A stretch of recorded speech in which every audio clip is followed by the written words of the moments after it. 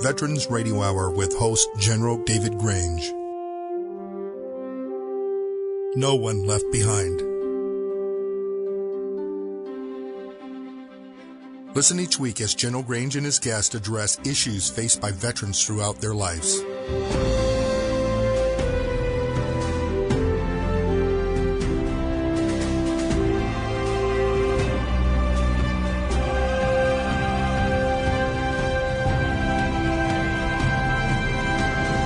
Here's your host, General David Grange. Good evening, all veterans, and also would like to say a tribute to our POWs and MIAs. Tonight we're going to discuss POWs and MIAs in several wars and conflicts, and those guests that will be on our show tonight that were involved in their rescue, their recovery, or their knowledge of those attempts. World War II, Korea, Vietnam, and then one mission after that, Operation Eagle Claw. The concern and effort of U.S. Armed Forces is not to let anyone get captured, and if so, find, rescue, and/or recover those GIs. We have many units and agencies focused on hostage rescue and recovery in our armed forces. Tonight we'll cover some of those. So I think it's important to give a little bit of information on the background of the POW-MIA situation in the American Armed Forces. As an example, in World War II, we had over 130,000 POWs. 14,000 of those plus died in captivity. In Korea, almost 3,000 died in captivity. In Vietnam, 725 POWs, 64 which died in captivity. Since 1991, there's been 37 POWs, none of which are in captivity today. Reference Mission in Action, MIAs. Over 83,000 were MIAs in World War II, Korea, and Vietnam.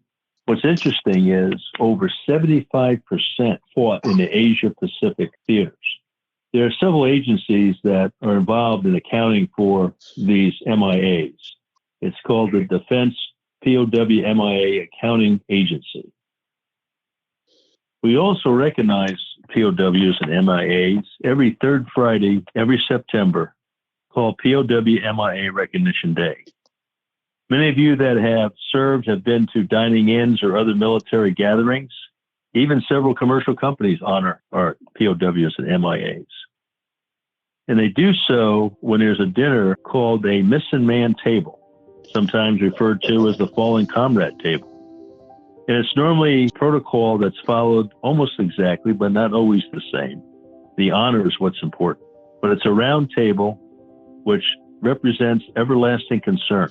It's a white cloth representing purity and those that answered the call to serve. There's an empty chair, or two or three, which represents those POWs MIA. On the table sits a single red rose, which represents their loved ones who keep the faith. There's a yellow ribbon, which means uncertainty, hope, determination. There's a slice of lemon representing bitter fate. There's a pinch of salt representing tears of missing and their families. There's a lighted candle which reflects our hope to rescue POWs or find the missing in action. There's usually a Bible which represents strength gained through faith and one nation under God. There's an inverted glass on the table, which is an inability to share a toast with one's comrades.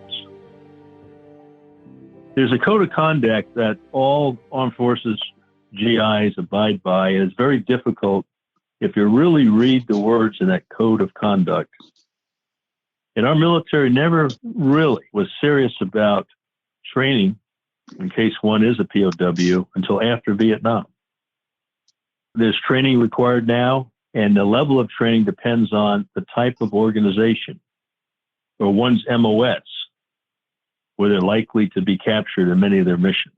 It's called SERE training, SERE, survival, evasion, resistance, and escape. And those that are highest of risk are required to attend a level C of that training. And at one of the later shows, we'll go into more detail on SEER training. It's something that is required to keep our people from becoming POWs, and if so, how to survive. So in the show tonight, we're going to start out with World War II, then go into Korea. A good example from Vietnam, which is the Son Tay Raid. And after that, we'll hit Eagle Claw with the Iranian hostage rescue situation. You're listening to Veterans Radio Hour with host General David Grange.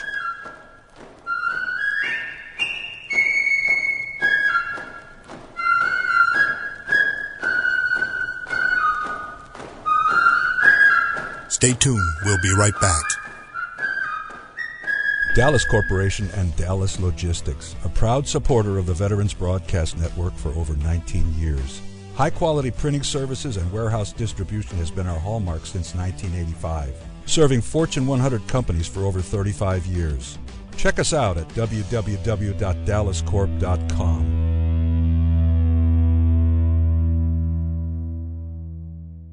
My father was the best truck driver I've ever known in my life, like a family tradition. I'm a truck driver myself. I drove around the States with my cat. To be the truck driver, you not just only see where you go, you see the world in the larger perspective. This is a really good time to be in the trucking industry. The dispatchers get good loads for them. The equipment is very new, and then it's very reliable. At GTS Transportation, we make dreams come true by employing truck drivers, dispatchers, mechanics, and many other occupations. Consider joining our rapidly expanding team where we put quality, human dignity, and respect back into the workforce.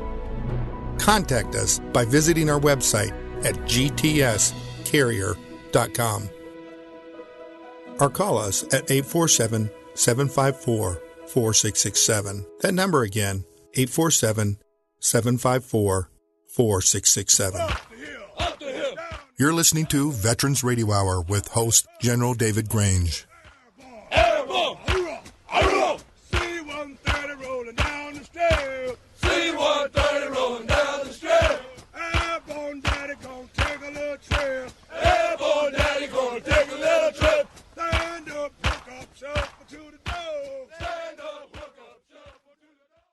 At this late date, it's difficult to find a living World War II prisoner of war. But we were fortunate to come across a recording of an interview with a prisoner by the name of Clifton Streat, who was captured during the Battle of the Bulge, a member of the 106th Division. He went into captivity until the end of the war and was rescued by forces under General Patton.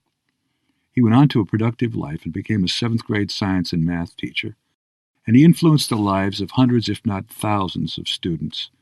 This showcases the value of veterans in the community, especially those that were prisoners of war. We have also an account of a student who went to school under him in the mid-50s.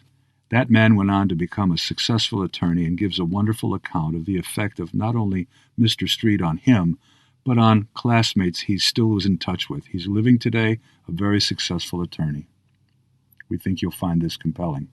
I guess my best place to start, so it won't be too long, would be to tell you what happened, how we were picked up, and what happened after that.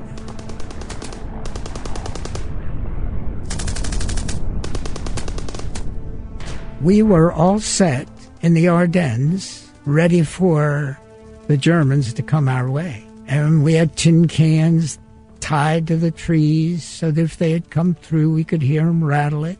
And we had grenades on the trees, so if we heard them coming or come our way, all we had to do was pull a string and it would go. But things didn't work out quite the way we expected them to. The captain came up one day and told us we were surrounded, that all our supplies were cut off. That meant no food, nothing else. And so he said, the only thing we can do is try to get back to Belgium. So you do what the captain says. And we started back. And trying to head back there, we ran into the Hermann Göring Panzer Division. They knew we were coming that way, and they were just waiting for us. If you know the size of a Tiger tank, they made ours look like nothing at all. At first, with little M1 rifles, we were shooting at Tiger tanks, and that was no contest whatsoever. And after we had lost enough men, the captain put up a handkerchief and said, look what you've done already to us. We're going to surrender. Take your rifles, break them up in the snow. There was snow on the ground. You're a prisoner of war. And we lost so many already. Of course, they came quickly, gathered us up. When we got up to the Germans, if you had a wristwatch, it was gone. If you had a ring, it was gone. They would take whatever they could get from us. And some of the Germans in the old worn-out boots, their boots would exchange them for the shoes, our combat boots, and leave the guys have the old ones. Well, when we went back, it was through, of course, enemy lines. It reminded me of one of the movies I've seen about the Civil War. The first thing that I spotted was Americans in a 3/4-ton truck covered with frost and all dead. From that, as we went forward, there were horses that were dead. Germans had brought up their supplies using horses, and horses on the side. And everywhere you looked, there were German and American dead. And we were very quickly taken in. We walked a long way. I remember we were very, very hungry. We hadn't eaten in 3 days. And some of the guys saw a sugar beet field. And right over they ran after the sugar beets until they started firing over our heads. And I grabbed one of these dirty, muddy sugar beets and cleaned off the mud and broke it up and gave some of the guys something to eat. They just cleaned out the mud as good as they could, but that was good to us at the time. They put us on these boxcars, and we were nailed in. The boxcars took off, and, of course, nothing marked POW on it. Our own Air Force came over and strafed us.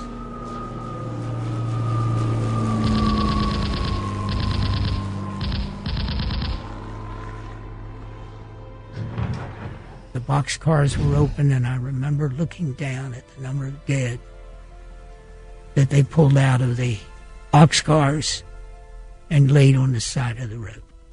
Air Corps had no way of knowing that we were POWs aboard there. But then they took us to a place, as I told you, Stalag 9B in Bad Orb, Germany. And they put us in barracks. Bunks that we had were straw. Many things happened there. One of the things that, of course, I always will remember is that, and across the door of the barracks was a big wooden board. And we were locked in at night, and this big wooden board would go across the door. And one of the guys found out that there was a crack between that door, and it was about, I would say about 3/4 of an inch. But we didn't know it. I didn't know it. Most of the people were asleep. But two of the guys went up, put a board between that crack, lifted up. The board that was keeping us in from the outside fell off. Around the place itself were, of course, towers with Germans in there with machine guns ready to shoot us or if anything happened. Here, these guys stayed in the shadows of these barracks at night and went down starving like we all were at the time. We were all walking skeletons. Or went down to the German mess hall. And when they got down there, in came the German mess sergeant. they were discovered, and they picked up a cleaver and killed him. Then they ran out in the snow, took snow and washed the blood off their hands, came up to where we were, into our barracks, and most of the people there knew nothing at all. We heard the sound of dogs. There were the dogs coming up, Germans with their rifles, bayonets fixed. In they came, and they grabbed us, never gave some of us time to even get a shoe on, and pulled us out in the snow and put us before 3 large lights. You didn't know how things were going to go from there on out. And we had with us at the time 2 chaplains. A Catholic chaplain decided to stay with us, and a Protestant chaplain. And they came by to tell us what was happening, and they said what had happened there. And they said that the Germans were coming in. They wanted to get, of course, the individuals who killed the mess sergeant. They had already pushed us out in the snow and put us 4 lights and felt us all over. And the big bar across the door was off and laying on the ground, and they knew very well then that and they came in. Well, thank God I never saw them go. I would hate to tell on anybody. But the chaplain came in, he told us what had happened. He said, now, they have said that they're not going to feed us, and we were starving to death anyway, and they're not going to feed us anything at all until they find out who the guilty party is. Told us that if they did not find them, that a lot of people would die. And everybody started talking. Who did that? One of them said that there was a young guy there. He didn't have much upstairs, and it was with an older person, and he said, we saw these 2 guys walk up toward the door in the night, and we saw them come back and wipe their hands and melted snow in a bucket. The only one in was our chaplain. He was listening to what they said. Well, he said a lot of young, a lot of innocent people are going to die. So tell your story. So they looked over the Germans when they came in, looked over, knew it was in our barracks, came in our barracks, and they found 2 bunks with bloody boots. And they knew then that these were the 2 guys that had done this. They took the 2 guys out, watched them while they were shot. And they put us back in and started to feed us again. The food wasn't very much, but I'll have to tell you how we got out of there. Patton came in with his tanks, busted down the barbed wire fences, and behind him was 44th Infantry Division. The German guards we had noted had taken off one by one, and so our guards were missing. And by the way, we had guards, some of them that were very good, and we had some that if you were fainted, or they'd kick you over and leave you in a snowdrift until your buddies picked you up. Patton came in and knocked down the gates, noted to us all, he said, you're back in the American Army once again. And he said, and you will have 3 meals a day. But when I tried the food, couldn't eat it, would come up. At that time, the neatest that you could find, spaghetti and meatballs and things like that. And no matter how I would try, and the other fellows too that were with me, up they would come, and we couldn't hold them down. All I could hold down were the wooden crackers that came along with the K rations. And so that's what I ate. Got out, the first thing they did was to get off these clothes, and by the way, there were insects that lived on you in that place, and we all had sores on us about the size of a 50-cent piece. And they sprayed us from head to foot with DDT, and then they gave us anything, any clothes that they had, that we could get back to individuals that would get us out of there. We felt pretty good that we were in our own American hands at that time. There was a boat that had come. The gangplank on that boat must have been on almost a 30-degree angle. And I thought, how in the heck am I ever going to make it aboard? But it was going home. So I climbed up that bank and got on that vessel, and away we went, and we were headed home. Oh, it was just wonderful. You weighed 85 pounds. I don't know whether you've seen pictures of prisoners of war, but we had very little to eat. And every day at Stalag 9B, our chaplains had a funeral parade. And here were our own people. And the first cause was pneumonia. There were no drugs. People were dying of pneumonia. They were walking. There were skeletons. And you got pneumonia, you might as well count your way out. There was a doctor there, but no drugs whatsoever. No hospital. We stopped over in England. There were individuals there from the Air Force. We were walking skeletons, but some of their men were in casts from their necks down to their feet.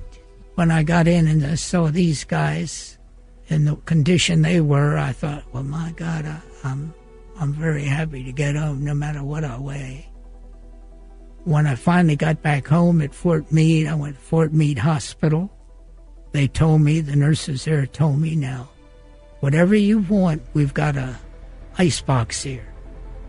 And you just go and help yourself to anything you can eat. And I did that. Finally, however, the most wonderful thing of all was when I finally made it home.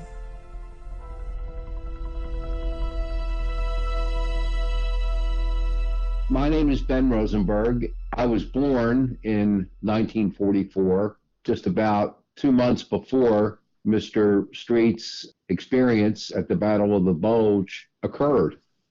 I met him in the fall of 1956. He taught math and science to my 7th grade class at Sudbrook Junior High School, just across the city line into Baltimore County.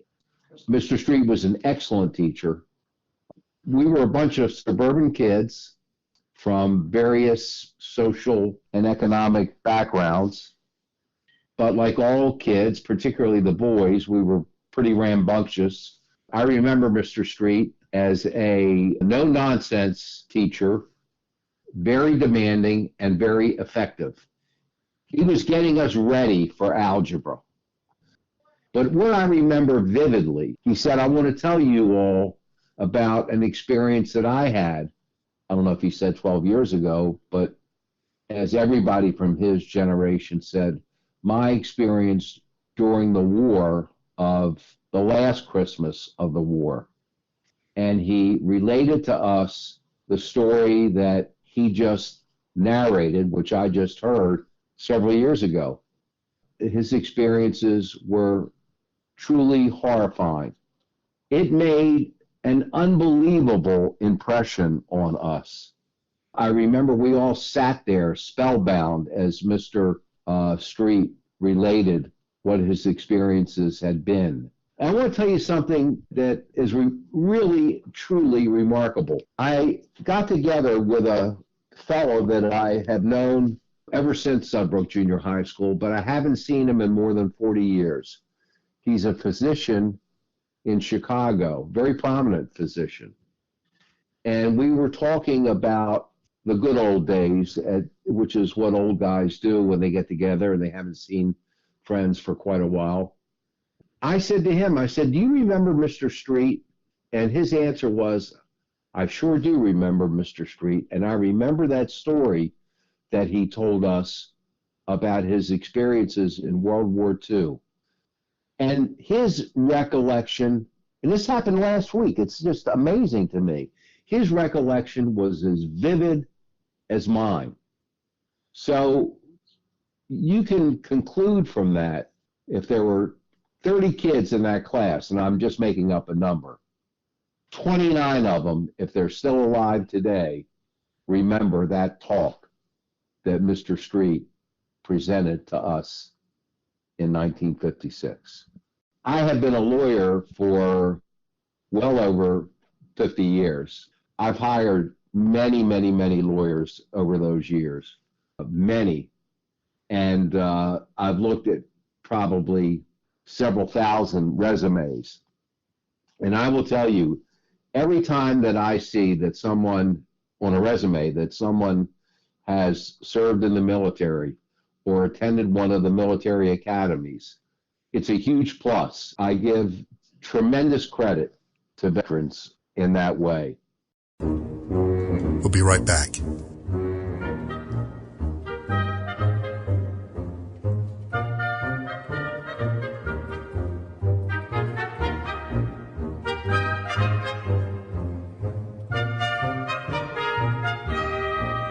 You're listening to Veterans Radio Hour with host General David Grange.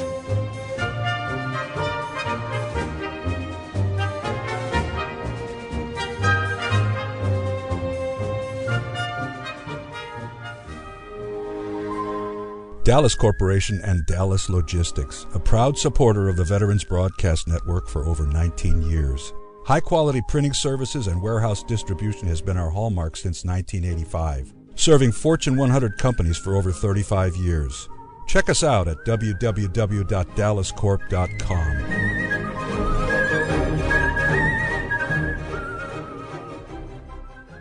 My father was the best truck driver I've ever known in my life. Like a family tradition. I'm a truck driver myself. I drove around the States with my cat. To be the truck driver, you not just only see where you go, you see the world in the larger perspective. This is a really good time to be in the trucking industry. The dispatchers get good loads for them. The equipment is very new, and then it's very reliable. At GTS Transportation, we make dreams come true by employing truck drivers, dispatchers, mechanics, and many other occupations. Consider joining our rapidly expanding team where we put quality, human dignity, and respect back into the workforce. Contact us by visiting our website at gtscarrier.com or call us at 847-754-4667. That number again, 847-754-4667. Our second segment tonight describes the experiences of Master Sergeant Retired Joe E. Ramirez, who was captured by the Chinese during the Korean War. The segment is narrated by his son, Brigadier General Retired Joe E. Ramirez. Good evening, General Ramirez. Really happy to have you on the program tonight. It's a real honor because, of course, I met your father. I know you well. We're happy to have you here tonight to present the situation regarding your father and give some insights to us. So would you please provide a short background, because you've done a number of things since we parted last. Well, great. First of all, it's my honor to be a part of this and to tell my father's story. It's something I'm very, very proud of. I come from a military family, obviously. Graduated from Texas A&M University in 1979, commissioned in the Army, spent 31 years in the Army, been all over the world. Obviously, you and I were classmates at the U.S. Army War College in 99-2000. I retired in 2010 as a Brigadier General and came back to Texas A&M, and I've been here working here at A&M for the last 11 years. My father grew up in Houston, Texas, and that's where I was born, and so we're proud Houstonians. And my father was a second-generation American, and his parents had been born in Texas, but his grandparents were from Mexico. And so that kind of sets the stage for kind of how things began for my father. He entered the Army where? He entered the Army in Houston. He grew up in the inner city, quite frankly, a poor family. Grew up inner city, and my grandfather, his father was a janitor at Rice University. My grandmother was a housewife and a mother. They had 13 children. My father was next to the youngest. So in 1950, he graduated high school, and he decided that he was going to join the Army and get out of the inner city and see the world, get out there and try to make a better life for himself. So he joined the Army as an infantryman and became a sniper, and was actually sent to the U.S. Marine Corps sniper school to learn how to become a sniper. And of course, whether you could call it good luck or bad luck, June of 1950, North Korea invades South Korea, and the Korean conflict began. And not long after that, my father was assigned to the 1st Cavalry Division, and he wound up getting shipped off to Korea, and they landed in the Pusan perimeter late that summer. And literally, what he told me was, we no sooner got off the boats and we went right into combat, because we started fighting almost immediately along the Nakhtong River. Some pretty horrific fighting, sometimes hand to hand. And again, it's along with the rest of the United Nations forces began to push the North Koreans completely out of South Korea. At the same time, the Incheon landing took place. And so they began to push the North Koreans out of South Korea, and then crossed the 38th parallel, pushed their way up into North Korea. He tells a story about being in Pyongyang, and kind of what an experience that was, being there that far north. And then he wound up just short of China with his unit right around November 1950, and it was about that time that the Chinese entered the war. So when he was fighting up north, he was still part of the 1st Cav.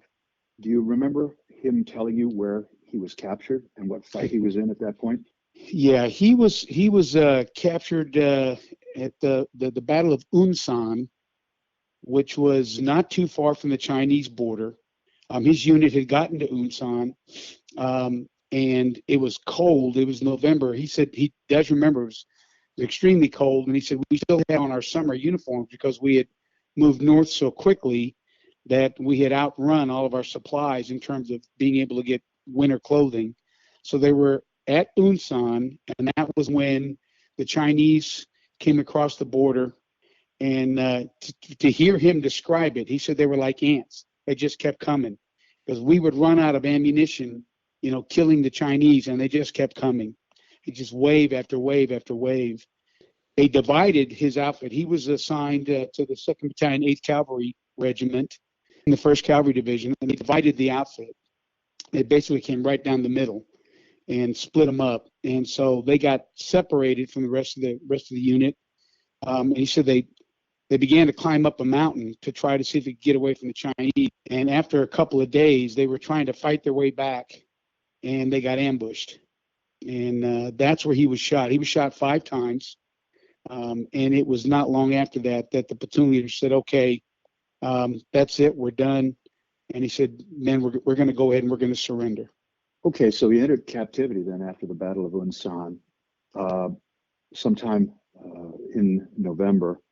And from there, he went into captivity in North Korea, correct?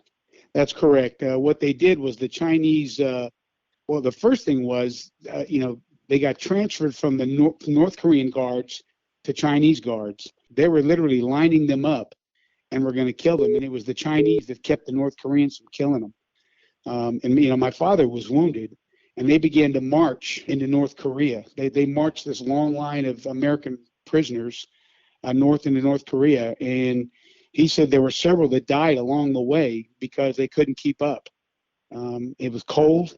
They didn't have any supplies. They had no food, but they would march them primarily at night. During the day, they tried to hide them from U.S. pilots that were flying overhead, and then they'd march primarily at night.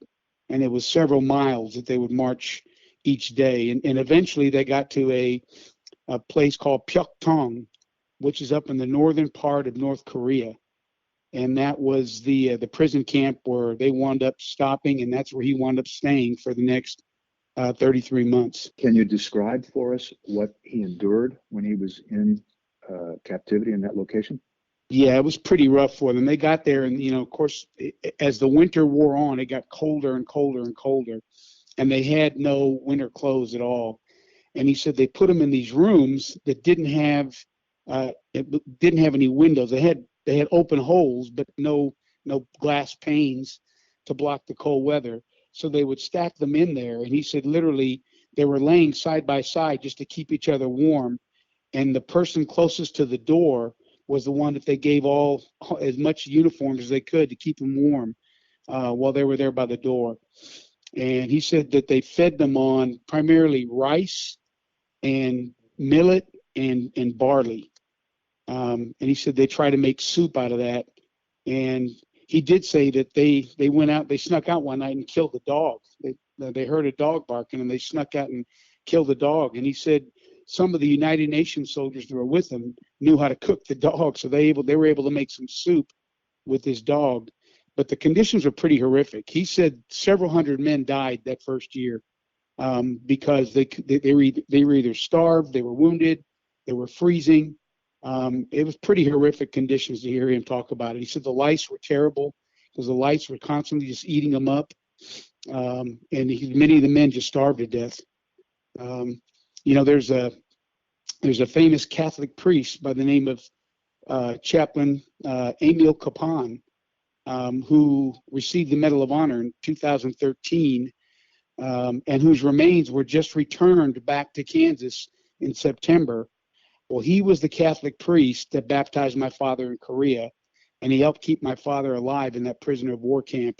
And he died in May of 1951. He was in that same camp, and he wound up dying. He got sick, and again, he was starving. He would feed the men before he'd eat himself. He died in that prison camp in May of 1951, and as luck would have it, they found his remains just this past year, and his remains were returned back to Kansas just this past September. So pretty horrific conditions for all the men that were there, and many died during those 3 years, almost 3 years, when my father was a prisoner of war. I remember the story of Father Capon, and of course, yes, he's come back home to Kansas. They're already naming chapels and things after him. It's a hell of a story. Well, I think it would have meant a lot to my father died last year, and I can tell you it would have meant the world to him to have been alive to see Father Capon come home. One of the things we did a few years ago was we took a family trip. He said, I want to take a family trip, and he had some places he wanted to go, but the first place he wanted to go was Pilsen, Kansas, and that was the home of Emil Capon, and he wanted to go there, and he wanted to see his home and the church where he was the priest before he went to Korea, and they have a statue there of Father Capon holding a wounded soldier. And my father, that was the first place he wanted to go. And I know it would have thrilled him to no end to see Father Capon come home. And unfortunately, he didn't make it to see that. But I like to think that, he's in heaven watching down, and he got a chance to see the good priest come home. And we can hope that they're united now. Yep, absolutely. Did your father ever describe any coping mechanisms, any survival mechanisms that the men developed in order to endure their captivity and to last as long as he did? Because he obviously was wounded, which is one of the reasons why many people die in captivity. What was it that allowed him to sustain himself and his friends? Well, I think part of it, had to do with one of the things General Grange mentioned, and that was his faith. My father was always a very religious man, a very devout Catholic, and he relied heavily on his faith. He had in 1949, my grandmother bought my dad a religious medal that he wore around his neck, and it was a religious medal from Mexico, from the village where my father's grandparents had come from, and he had that religious medal around his neck. He hid that medal for the entire time that he was in captivity because he didn't want the Chinese to steal it from him. And he still talks about, when he came back, and his whole family met him at the airport. One of the first questions his mother asked him was, "Do you have that medal, that medalla?" And he said, "I do." And he held it. He had it in his hand, and he wore that medal for the rest of his life. I mean, I never saw my father without that medal around his neck. And before he died, he gave it to me, and it hangs on my neck right now. His faith sustained him greatly, and of course, the men looked out for each other. They had it's amazing to me the bond that those men forged in that kind of an experience. I had the opportunity, the honor of going and speaking at one of the national POW conventions in Nashville, Tennessee, and of course my father went. And but to see the bond that these men forged, because they would get together and they would talk and they would cry and they would laugh and they would remember. And it was amazing how many spouses said, you know, he never talks about this at home. It's only during these events where he's around his fellow POWs, the other men that endured that captivity with him. That's the only time he'll talk about this, because they're the only ones that understand. And I think, you know, listening to my father, you know, he went to POW reunions for decades. And those were some of the best times of his life, because he got together with the fellow soldiers that he was incarcerated with, that he was a POW with for those years. And to him, those were his brothers. That was his family. Those are the ones that helped keep him alive during those 33 months. And he never forgot that. That's great. When he was repatriated, it was because of a general exchange or release at the end of the war, right? Yeah, that's correct. In 1953, when the armistice was signed, he was repatriated and brought back to U.S. lines. They came across what they call the Bridge of No Return there, right along the 30th parallel. And they brought him across. And, of course, the first thing they do is he went into medical care, and the doctors checked them all out and everything. They deloused them, and they gave him, you know, cleaned him up, gave him clean clothes. And he said the first thing they asked him was, "What do you want to eat?" And he said, you know, he came out of there weighing 70 pounds. I mean, literally, he was 70 pounds. And he said, "I knew my stomach couldn't handle anything big, so I asked him for ice cream." And he said, "I ate ice cream because I knew I couldn't handle a steak or anything big like that, because I hadn't eaten anything like that for 3 years." So he was repatriated in 1953, along with many other POWs that were able to make that trek coming back south, and were put back into U.S. hands. How did he reflect on this experience in later life? Well, you know, it was interesting. When I was a child, he never talked to us about it, ever. He never told us anything about that experience. Of course, when I was born in 1956, which was 3 years literally after he had been repatriated, and all through elementary school and even junior high, and for the most part, high school, he never talked to us about it. He never, ever said a word to us about, you know, that experience. I knew that every year he went to a POW reunion somewhere in the United States. He went every year religiously. He and my mother would go, but he never talked to us much about it. And it wasn't until I was in college that he began to open up a little bit more and tell us a little bit more about, you know, what had happened, what he had endured, what he had seen. You know, it wasn't until I was a young man that he began to really open up more about his experiences. And it wasn't until he was later on in life, I mean, literally in his 70s and early 80s, where we convinced him to do some oral histories.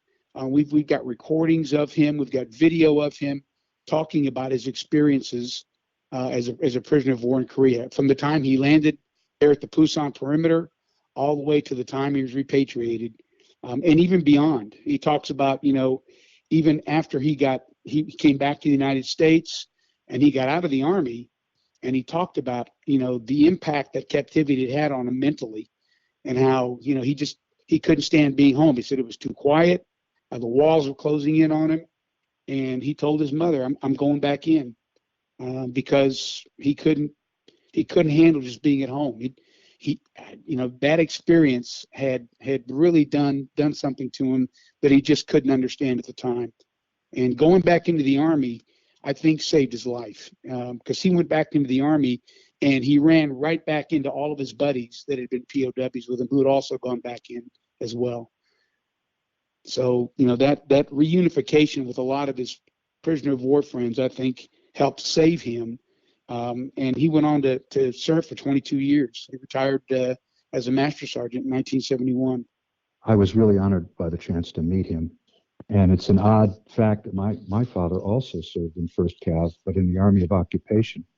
And then the general commanding the division at the time your father was in it was actually a graduate of my school and had been Patton's G3 and chief of staff and was in the car when Patton had the accident. So there's quite a bit of history between us, Joe. I would like to turn you over to General Grange now for some questions and comments. General? Yeah, so thanks. Great story, and thanks for sharing it. We're all have fathers and dads in the military on this call. So my father was also in Korea with the 187th and then with the 2nd Tour of the 17th Infantry, and they pushed the North Koreans up north, and then of course the Chinese Army of the Ants came across, like you stated, and it got pushed all the way back down, towards Seoul in that area, and that's when a lot of people got captured during that time. And I think my father was telling me about being at the Bridge of No Return, and it's very interesting about the religious medal. I have a parachute scarf that I wear, that not all the time, but because of the type, it's not a medal, but something that I wear. My father, that he had as a paratrooper in the war, and I wore it in my wars as well. And I think it kept me in some way alive in some tough situations. I thought it was really interesting about your father going back into the Army, and that you made the comment that if he didn't, it may have killed him in civilian life. That's very interesting, and like you hinted that it may have been the same with a lot of his buddies. And it was. When people, it was. Yeah, that's a really striking comment.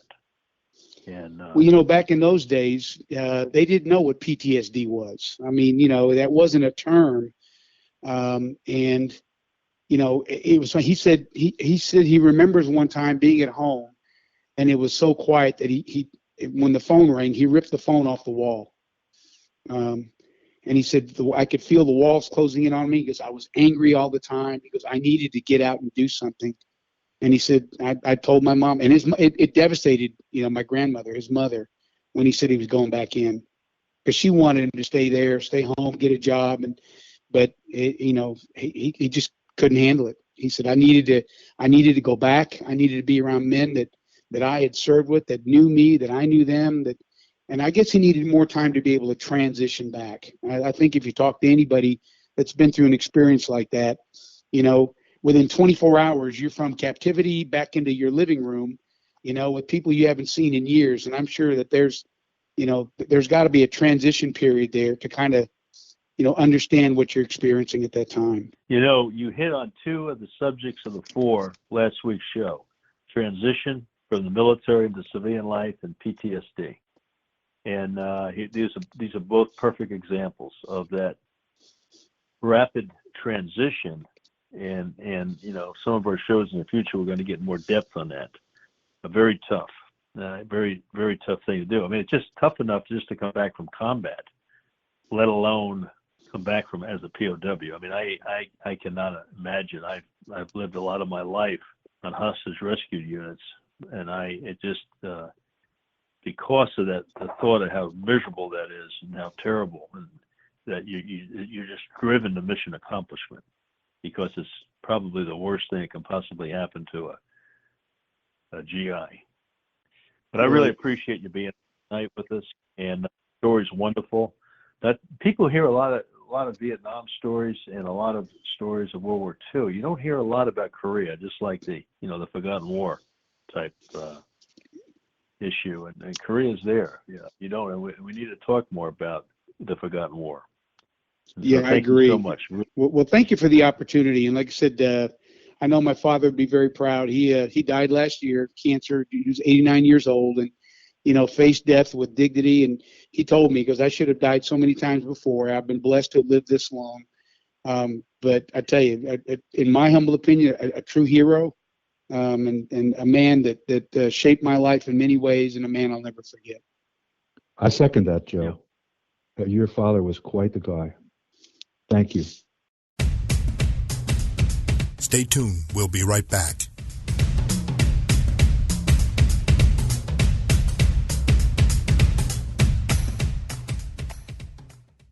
My father was the best truck driver I've ever known in my life. like a family tradition. I'm a truck driver myself. I drove around the states with my cat. To be the truck driver, you not just only see where you go, you see the world in the larger perspective. This is a really good time to be in the trucking industry. The dispatchers get good loads for them. The equipment is very new, and then it's very reliable. At GTS Transportation, we make dreams come true by employing truck drivers, dispatchers, mechanics, and many other occupations. Consider joining our rapidly expanding team where we put quality, human dignity, and respect back into the workforce. Contact us by visiting our website at gtscarrier.com or call us at 847-754-4667. That number again, 847-754-4667. Dallas Corporation and Dallas Logistics, a proud supporter of the Veterans Broadcast Network for over 19 years. High-quality printing services and warehouse distribution has been our hallmark since 1985, serving Fortune 100 companies for over 35 years. Check us out at www.dallascorp.com.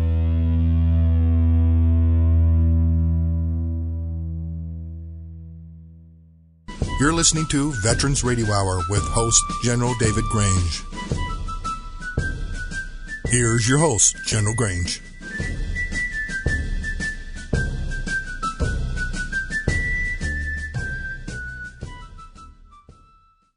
Our third segment tonight covers the experiences of Sergeant Terry Buckler, who went on the raid to recover U.S. prisoners of war from the Son Tay prison camp in North Vietnam. The task force was titled Task Force Ivory Coast. This is Ranger Doug, and want to welcome you to the show. We really are looking forward to this interview. So as the youngest member of the Son Tay raiding force, would you please describe your experiences up to the point of departing on the raid, during the raid, and after the raid?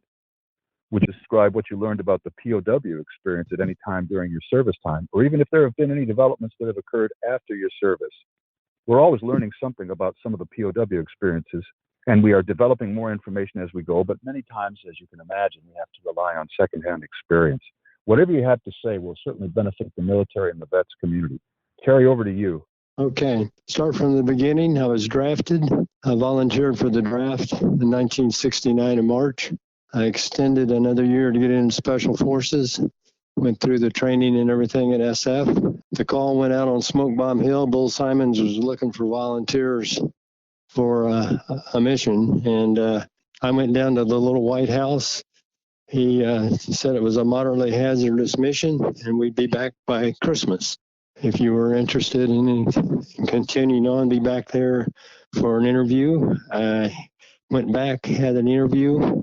I was selected to be on the advanced team. The advanced team was about 25 or 30 of us, and we went down to Eglin. There was a total of 109 of us selected. And out of that 109, 56 actually went on the mission.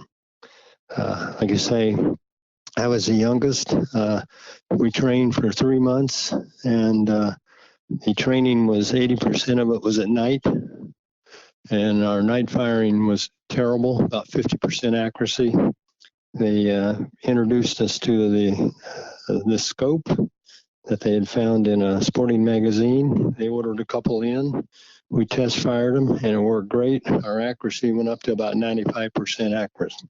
So it was a real help on the guys on the ground.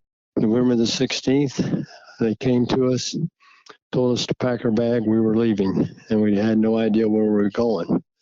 And so they took us, security was very tight where we were at there at Auxiliary Field number 3, which just happened to be down the road from the Doolittle Raiders who trained there, back in World War II. So we loaded on a C-141 and we took off. 28 hours later, we ended up in a hot, steamy place. And it was about 4:30 in the morning. We had no idea where we were at. The old-timers knew we were in Southeast Asia by the smell in the air and the humidity. We ended up going to Takli Air Force Base. It was a CIA compound. We were there, and we were waiting for the Chief of Staff and the President Nixon at that time to make the decision. At that time, we really didn't know who was making the decision. We just knew we were ready to do whatever they asked us to do. For lunch that day, they gave us a sleeping pill, told us to go back to our billets, get some rest, and report to the auditorium at 1800 hours. Most of us didn't take the pills. We just went back and fiddled around. We knew things were getting tight at that point. We went back to the little auditorium at 1800 hours.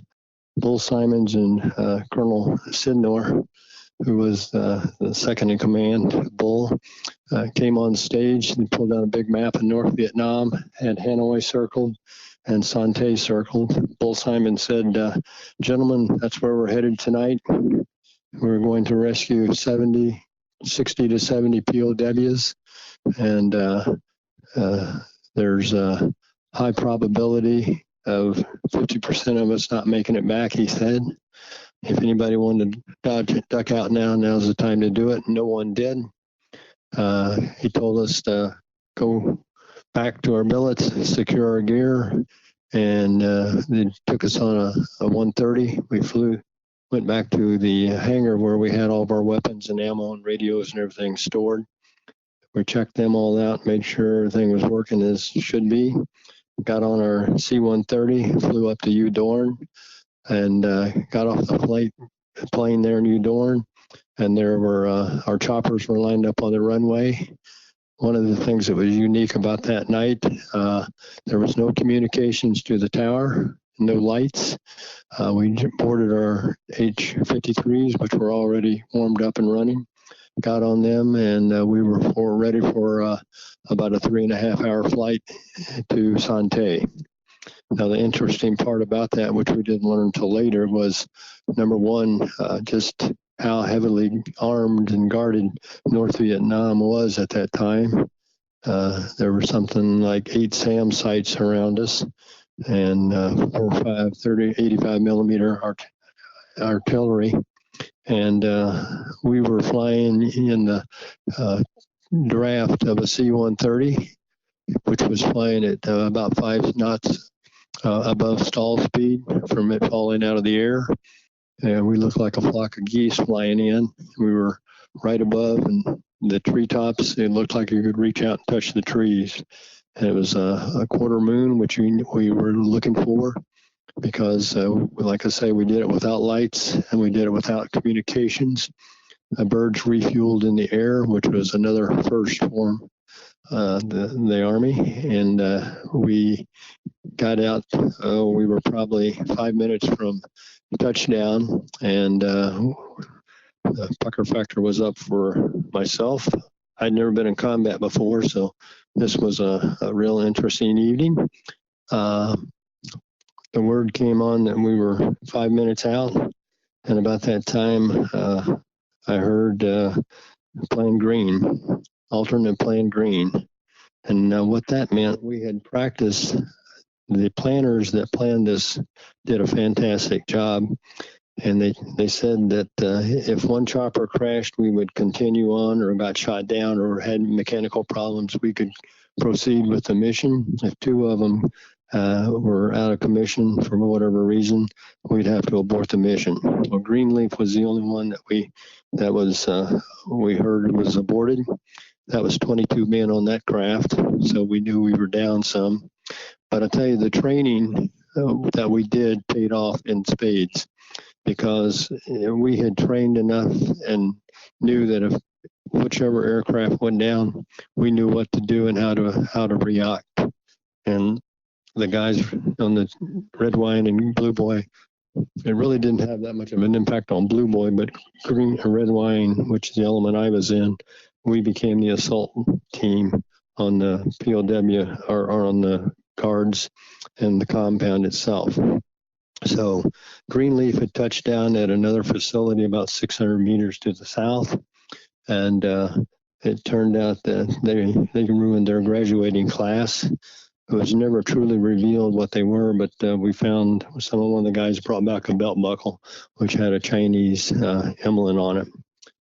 So the guys that did it said they were not small like the VC, they were bigger guys like Chinese. So we kind of took it that it was the people from China were helping them, training them on the SAM missile sites and such. So when we landed, we each chopper, the people in the birds had their own little duties and responsibilities. Red Wine landed. We became, Dan Turner, my captain, and I became a two-man team. Our objective was to get to the communications building as quickly as we could to prevent them from calling in additional troops. They estimated at the time there was 20 to 40,000 troops within 20 miles. You remember, we're 23 miles from Hanoi, so both Simons told us there was no A&E plan. Our objective, if there was a security breach, we'd know at the time the second chopper had landed. And if there was, we would back up to the bend in the Sauk River and keep the units together, and we'd make it as bloody as possible for them to come across that area. So we got to we cleared the buildings by the techniques that we used, and then we got right to the communications building, and that's when I heard the second bad news that night. The first being, alternate green leaf, and the second being no items. Items was code word for POWs. So the Greenleaf people, chopper pilot, saw what he had done and went back and picked up the Greenleaf people, brought them back and dropped them off in the location which we were initially to land in. And took a little while to get Red Wine and Greenleaf together, but we were able to do that. And the colonel went on and looked for POWs himself. There was no POWs. They had been moved, and a month or two before. And we found out later on when we talked to the POWs that were at Son Tay had been moved to Camp Faith. And so we came back. They called our choppers back in. They had let us off and then landed in a location where they could readily come back in if need to be and pick us up, which they did. And as we had our count was off, and we did one count, one man off. We did another count, still a man off. Third count, we finally, Dan Turner counted himself, and we were full and ready. We took off. We'd been in the air just a few minutes when about that time our chopper just went down like it was going to crash. And Dan Turner and I were sitting on the tail end with the tailgate down with a PJ in between us on a minigun. And we saw this red flare going up our butt, which actually was a SAM missile. And our pilots were dodging them and doing a hell of a job. They claimed that night that they fired 20 SAMs at us and the MiG-cap guys as well. But fortunately, we had one plane hit. Tom Lowry was shot down due to a SAM. In fact, Tom's having open heart surgery today. But anyway, we came back, and it was a long flight back and a very disappointing one from all the Raiders that we had not brought any POWs home, because if they were there, we would have brought them back. We found out later through the POWs when Ross Perot had a party for all the Raiders and POWs once everyone was back. And we had an afternoon where the Raiders and the POW exchanged stories and talked about what transpired that night. When the next day, all of the POWs, there were 13 camps in North Vietnam at that time, 5 of them being in Hanoi. After the raid, they loaded up all the POWs in the camps. Got to remember, 50% of the POWs had been held over 5 years. So there was a lot going on in their minds at that point. They brought them all into Hanoi, and for the first time in years, they put them in cells of 40 or 50 guys in a cell. They were able to communicate. They created their own 4th Air Command, and they were able to hold church services. They did training. They did stories on, guys would tell stories about, a story having to do with maybe an opera they had attended or something like that. So it was just a great communications for them. They got better food, better chow, and the beating stopped. So if you ask any POW what they think of the Son Tay raid, they'll tell us the best thing that ever happened to them. And one of the guys came up one night when we were at a reunion, and he said, well, you guys saved my life that night. And I asked him, I said, what do you mean by that? He said, well, I'd been a prisoner 6 years, and I just had it, and I was ready to put an end to it, and you guys show up. So it was, they knew that they had not been forgotten, and that they were, people were trying to get them out. So it was a good move for all the POWs, that's for certain. All right, thank you. And Terry, thanks so much for being on our show tonight. It's focused on America's POWs, MIAs, and those that are sent into harm's way to recover those captured. And again, like our inaugural show that we did last week, what is ingrained in America's Special Operations units is obviously never shall I leave a fallen comrade from the 5th State Ranger Creed, but it applies to Special Forces, the other Tier 1 units, and all services in the military. Yes. You brought up some great tonight. You know, if I may just mention some points that you brought up that I'm familiar with to some extent, and your comments resonated with me. I knew Mark Meadows, for instance, very well. He was one of my mentors, and I knew a lot of the Raiders from the 5th Group in 1973 and 74 when I was assigned here to 3rd Battalion. I lost 2 guys in Vietnam in L Company Rangers, LRPs. And at that time, I didn't even know what their status was until well after I came back from Vietnam. They were at that time just MIAs, and we're going to talk later on tonight about, because I want to spend most of my time with you, obviously, but your experience. But I know one made it back.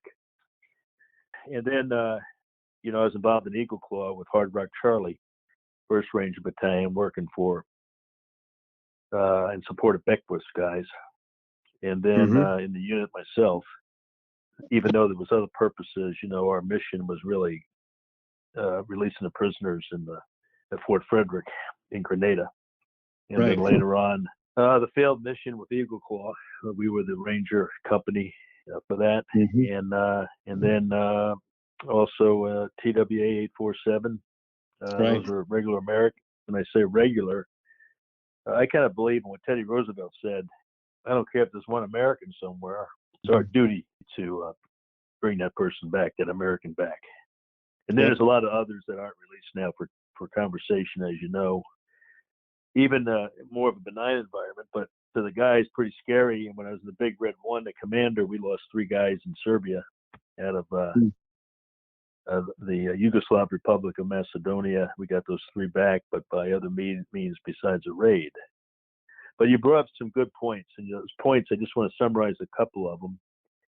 Operational security, paramount, obviously. Unbelievable odds. You know, you stated, Terry, about how the enemy situation around near a target, and how small your force was to take that on. And your mission with Son Tay, and to include Eagle Claw in Iran, really drove a lot of upscaling of equipment for the special ops units that performed those raids. Yes.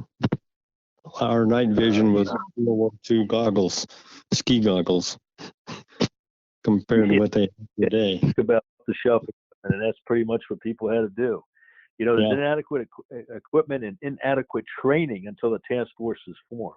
People don't realize that though our military is the best in many ways of any military in the world, but you really don't get the focused training complex mission, which you just outlined, until you form a task force, and that's all you focus on. Well, your point's well taken, because the Joint Chiefs of Staff, this was the first mission that was ever under the direct control of the Joint Chiefs of Staff. And out of that come U.S. SOCOM, you know, a few years later, when they recognized that, you know, we need specialized troops to do special missions. And, you know, if you look at the bin Laden raid, you know, you can see Son Tay all over it, with crashing the compounds and taking the prisoners. They just had much better technology than we had, but the mission was the same, as to find the person and bring them home or neutralize them. So right on target. Right on. And I really like the way you just described the Bin Laden raid. We hope to have our guest on for that raid tonight as well. But you're right, the crash Tilo and what they did about it, and how and the alternate plans that are required, which takes so much time, rehearsal, so much understanding on when to execute. The communications required to simple but reliable. And I'm sure you guys, you heard what when you talk about Bull Simons and the comments made. There is no E&E plan. No, it's really just to fight and inflict as much damage on the enemy chasing you as possible before you go down, if you go down. And I'm sure none of you had any desire to be a POW, and why surrender is not a Ranger word, which again applies to all tier forces. We knew it was a do or die situation, and none of us were wanting to be captured and would not allow that.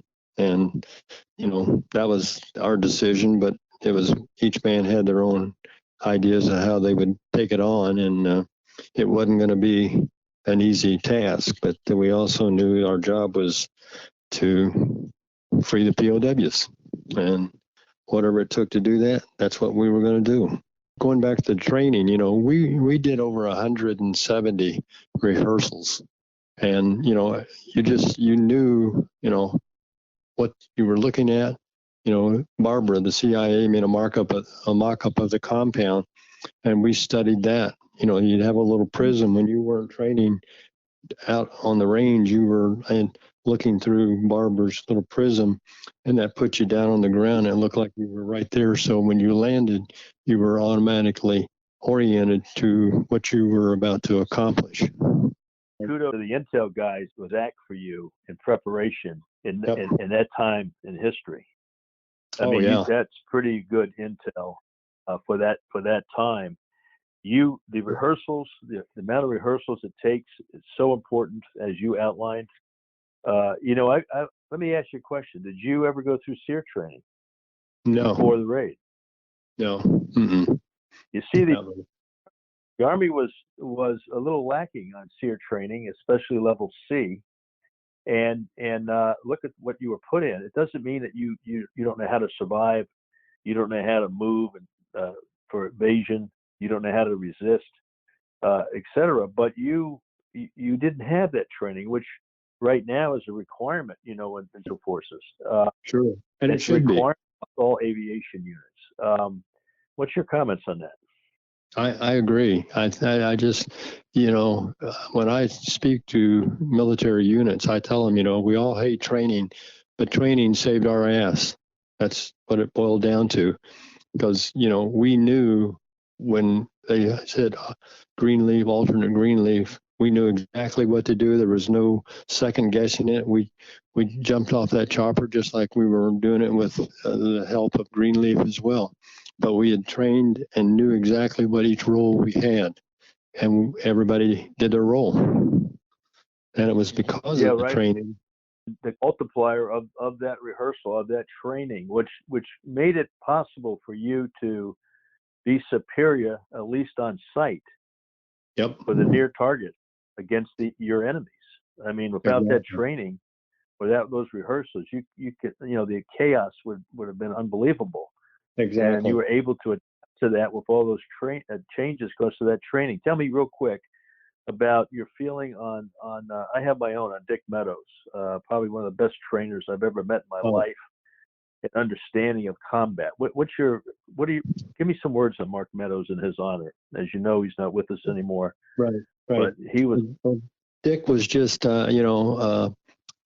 he was very instrumental in putting together the plan for this. And, I was an E5 buck sergeant at the time, and, I knew Dick Meadows, his reputation, and everything. But he never, Dick was a real low key about that. He just wanted to get the job done, and he led by example. That's the part that I saw from him. If you had a problem, and he was on Blue Boy, which was inside the compound, but he also worked with all of us as well. He didn't do it as I'm in charge. It's what do we need to do to make this better type of deal. He listened to you, and he listened to my captains and stuff like that as well. And he was just a great guy to mentor to. And,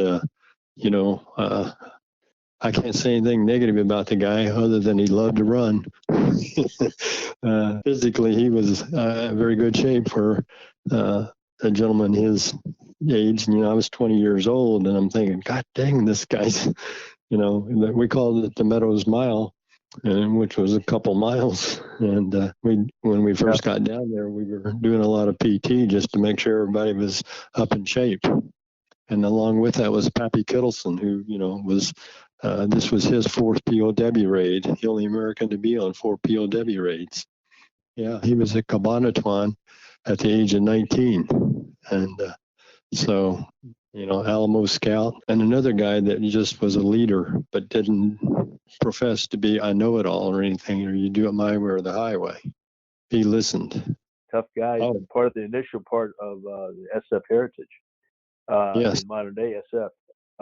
So what we're going to have to move to some other heroes on tonight's show, but I don't if you have a closing comment, and also Ranger Doug may have a final question of you. Let me before you do a final comment, Terry. Ranger Doug, do you have something that you're dying to get a hold of Terry to answer for you? Yeah, Terry, you mentioned something I know about, and it's a really key point. When you mentioned that you improved your accuracy by the acquisition of something that was off the shelf, it was the aim point sight, which was a new hunting item, generally for daylight hunters, but you guys were able to use it for nighttime acquisition, and your accuracy improved greatly. Is that correct? Yes, greatly.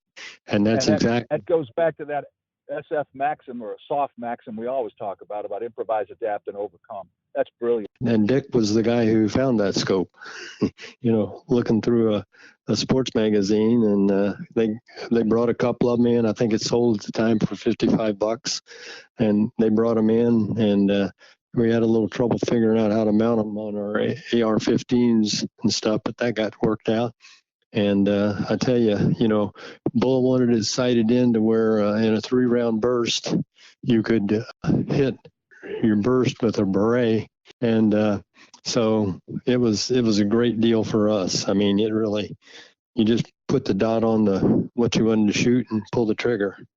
And you fired with both eyes open. And it was for quick kill, and it worked great. I went to school under Sidnor and Meadows back a while ago down there. Well, Bud Sidnor was an amazing guy too. Great guy to be under, and there was a lot of good men on that raid. I feel so blessed. Here I am, a buck sergeant with no experience, and serving with some of the icons and at that time in Special Forces, and really was fortunate. If you would, you have a lot of GIs that on the show tonight that are listening in. Some are going to probably ask some questions, and they're soft and general purpose forces, but people that were involved or just believe so strongly and never leave a fallen comrade. Please give us your closing comments on this. What we have done in Afghanistan is a damn shame, and it should never happen. And I pray to God it never happens again. We're a country that goes after and helps other nations, and we're letting our own people suffer that have helped us. So I think that's something that needs to be corrected. And I know at the highest levels is where that stems from.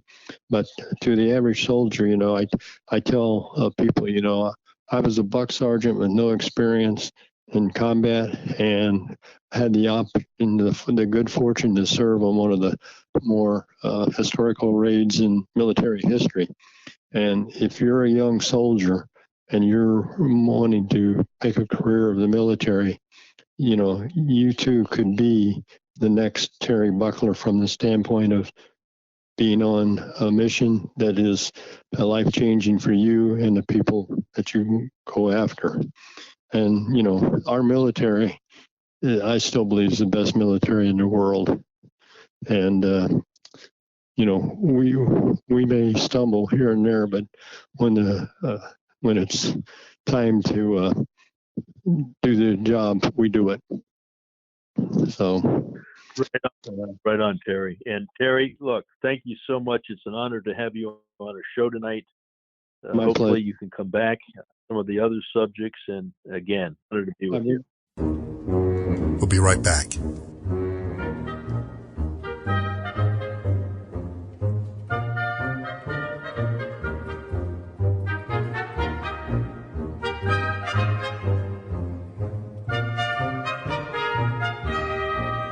You're listening to Veterans Radio Hour with host General David Grange.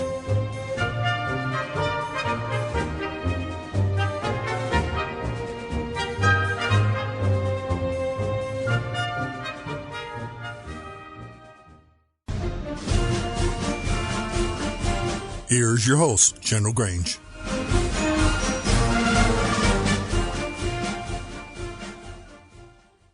Okay, our next guest is Bucky Burruss, Special Forces officer and member of the unit that was involved in Operation Eagle Claw. I met Bucky as a Ranger Company commander, working with his unit on this mission and some others.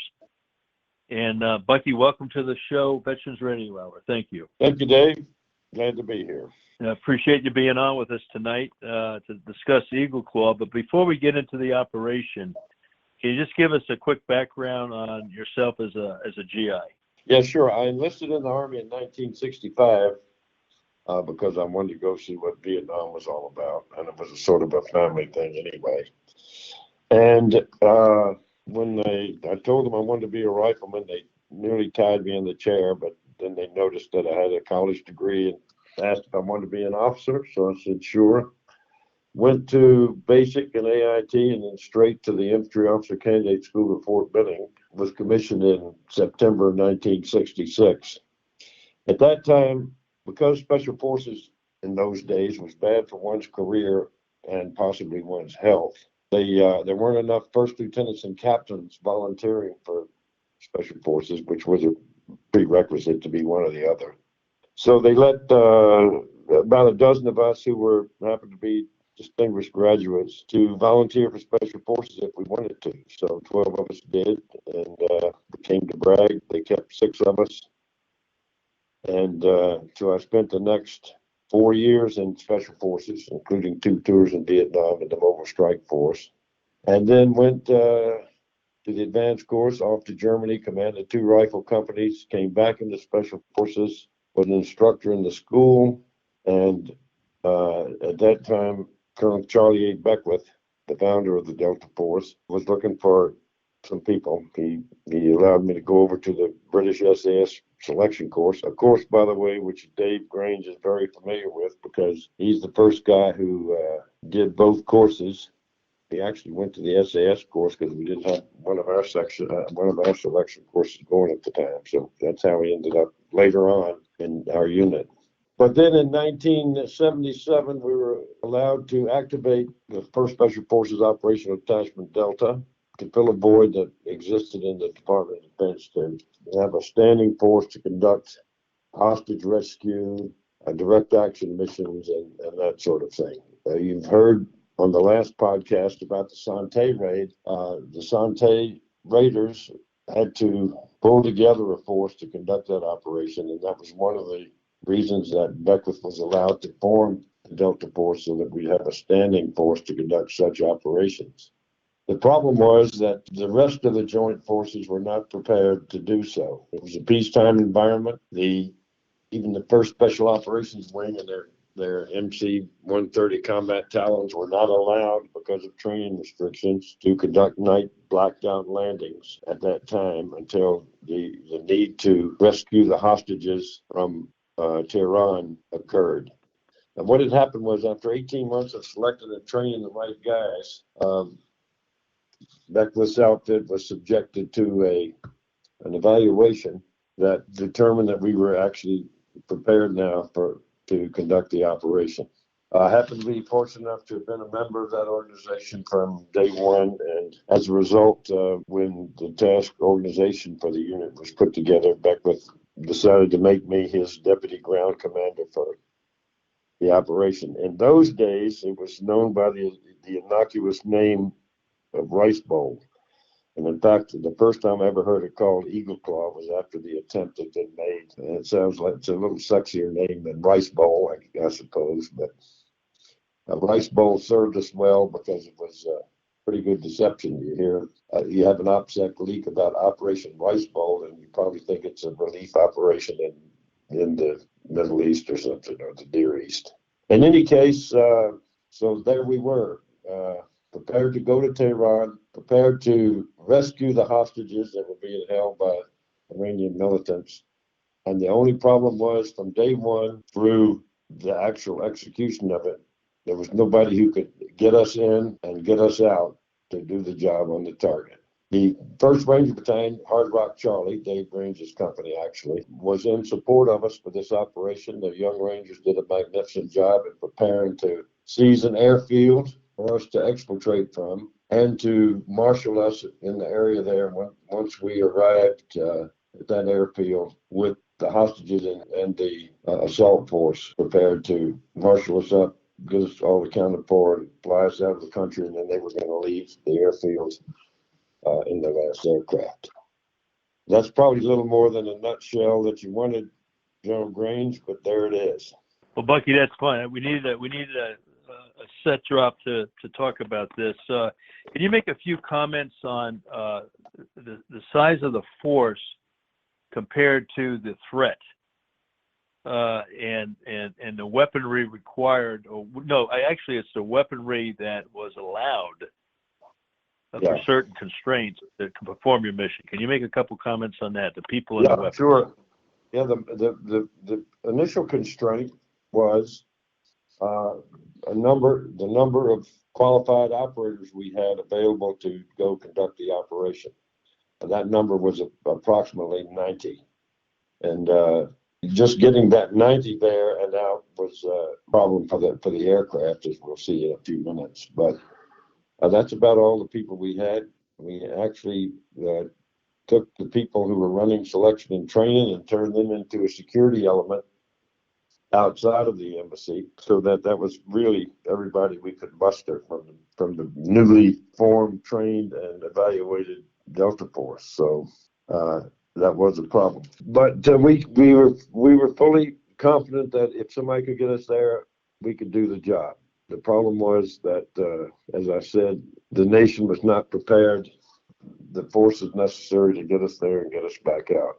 One of the restrictions, unfortunately, was, for example, the restriction on the use of airstrikes, the limited use of AC-130 gunships that were allowed by the Carter administration, and that sort of thing. To give you a good example of that, the administration declared that we would not be allowed to engage anyone outside of the embassy walls, regardless of what they were up to, until we first used a riot control agent on them. And we went back and asked the administration, said, look, you're sending us thousands of miles to this hostile environment, and you don't think we have the common sense to only engage necessary targets external to the embassy compound? Well, the answer came back, no, you have to use riot control agents before you can engage anybody with live ammunition outside of the compound.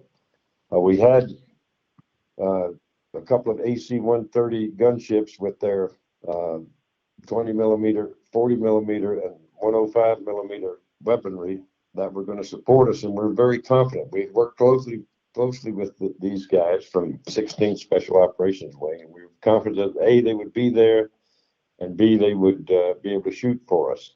So to overcome the idea that, or the restriction that we couldn't engage anybody external to the compound without first using riot control agents, I personally took one CS baseball grenade that I was going to throw across the embassy wall if we needed it, in case we were getting attacked.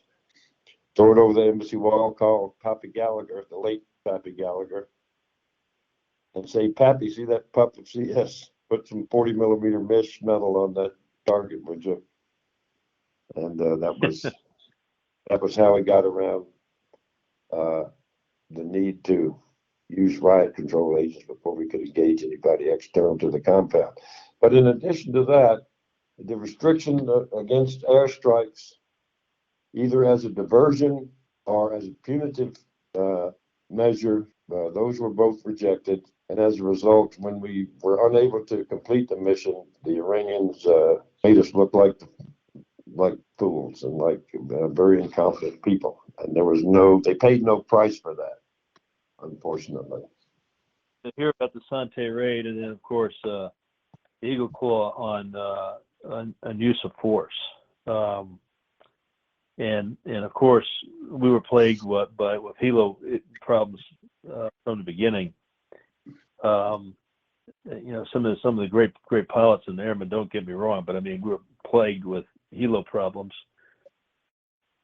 And even though there was a few with the Son Tay, it was not near as bad, and the distances were not near as far. But the rules of engagement, it's amazing how more restrictive they were on Eagle Claw. Yeah, that is pretty amazing, but that is the way that particular administration wanted to respond. And of course, as good soldiers, we responded in accordance with those limitations, although we did get a couple of workarounds, like using one CS grenade as the riot control agent. But from the beginning, the problem had been, and Charlie Beckwith said from day one when we were given the mission to be prepared to do this, he said, we're ready. My guys can do it. All we need is somebody to get us in and get us out. And of course, there were very few air assets capable of going that far into hostile territory, recovering, first of all, dropping the assault force, secondly, recovering the assault force and hostages and returning them to friendly territory. Initially, we were told by the administration that everything had to be done from the continental United States or U.S. territories. In other words, we would not be able to use a foreign country for any intermediate staging bases or anything like that. And we very quickly showed the powers that be that was an impossible task. So we were allowed some intermediate staging bases and that sort of thing. But what one has to remember is that the lift aircraft, the assault aircraft, were very limited in types. There weren't people said, why don't you use Blackhawks? Well, there weren't any Blackhawks in service yet. There were a couple of Air Force H-53 POWs, but the problem with them was that they, unlike the RH-53s that primarily the Marines flew and that was used, the RH-53 was intended to be a mine-sweeping helicopter aboard aircraft carriers. The characteristic they had that we needed was the ability to fold the tail so they would fit on the elevator so you could put them below decks. Because you have to remember the Russians were still in Afghanistan at that stage. And if they saw the Nimitz or any carrier with 8 big helicopters steaming toward Iran, it would be pretty obvious what they were up to. So they had to be stored below decks so that the Russian surveillance aircraft couldn't spot them, and the Russians couldn't interfere either by letting the Iranians know we were coming or actually interfere physically themselves. So that's why we ended up using H-53s. They're not like the current H-53s. They were much underpowered compared to the H-53, the modern H-53s that the Marine Corps is still using. The modern engines are much more capable and fuel efficient than the ones that were in the H-53s in those days. As a result of that those engines and that aircraft in order to carry enough of us from the refuel site to a second hide site. The refuel site was at a place called Desert One in the middle of the desert. I'm sort of skipping over some things, and forgive me if I'm assuming the listener knows too much about the operation, but what was intended is that we were going to a desert site called Desert One that had been surveyed by some very brave people from another government agency a month ahead of time, and an Air Force CCT guy, John Carney. This site had been identified as the refuel and transfer point. And what would happen is that the C-130s, which include the troop carriers and fuel carriers, would land at Desert One. The helicopters would then show up. By then, they would have burned off enough fuel to be able to carry the assault force forward. And then the C-130s would leave, the fuel and troop carriers. And the 8 RH-53 helicopters would continue on to Desert 2, which was a staging site near. And as luck would have it, or fate, or whatever, they also encountered a haboob, a dust storm, en route to Desert One. One of the aircraft, as soon as they crossed into Iran, developed engine trouble or rotor trouble, had to land. Another of the 8 helicopters, so then we're down to 7. Another of the 8 helicopters picked that crew up, tried to go forward, got lost in the dust storm, and returned to the Nimitz. So now we're down to 6 helicopters who are in this dust storm, unable to see and unable to navigate because there was no GPS in those days. Another thing that people seem to forget, it was very difficult navigating in any situation compared to the way it is now. But nevertheless, we had these 6 RH-53s out looking for Desert One. Fortunately or unfortunately, the roadblock team that was there to protect the LZ basically had blown up a fuel tanker. The fuel tanker was burning. The fuel tanker that was getting ready to pass into the LZ and compromise it set a fire and was burning. And fortunately for the 6 helicopters, that's what they used as a beacon to draw them into Desert One.